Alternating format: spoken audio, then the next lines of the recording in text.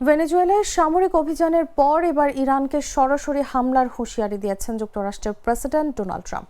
দেশটিতে চলমান বিক্ষোভে যদি আবারও বিক্ষোভকারীদের হত্যা করা হয় তাহলে যুক্তরাষ্ট্র ইরানের বিরুদ্ধে খুব শক্ত আঘাত হানবে বলে সতর্ক করেছেন তিনি। রোববার গভীর রাতে এয়ারফোর্স ওয়ানে সাংবাদিকদের সঙ্গে আলাপকালে ট্রাম্প বলেন, ইরানের পরিস্থিতি তারা খুব নিবিড়ভাবে পর্যবেক্ষণ করছেন। তার কথায়, অতীতের মতো যদি ইরানে মানুষ হত্যা শুরু হয় তাহলে যুক্তরাষ্ট্রের পক্ষ থেকে খুব কঠোর প্রতিক্রিয়া আসবে। ট্রাম্প এর আগেও হুঁশিয়ারি দিয়ে বলেছিলেন, ইরানে বিক্ষোভকারীদের প্রাণহানি হলে যুক্তরাষ্ট্র হস্তক্ষেপ করবে।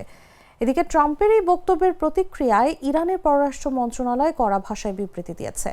সোমবার সকালে দেওয়া বিবৃতিতে বলা হয়, ইরানের অভ্যন্তরীণ পরিস্থিতি নিয়ে ইসরায়েলের প্রধানমন্ত্রী বেঞ্জামিন নেতানিয়াহু এবং যুক্তরাষ্ট্রের কট্টরপন্থী কর্মকর্তাদের বক্তব্য সন্ত্রাস ও সহিংসতাকে উস্কে দিচ্ছে।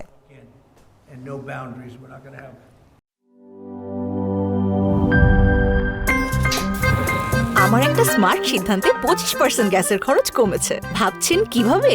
সাধারণ গ্যাস স্টোভ বদলে আমি এনেছি আরএফএল গ্যাস স্টোভ। এর সাইন্টিফিক নজল ও ব্রাস বার্নার ক্যাপ সমানভাবে তাপ ছড়িয়ে রান্না করে দ্রুত, তাই গ্যাসও বাঁচায় 25%, টাকাও বাঁচে 25%। আরএফএল গ্যাস স্টোভ নিরাপদ ও গ্যাস সাশ্রয়ী।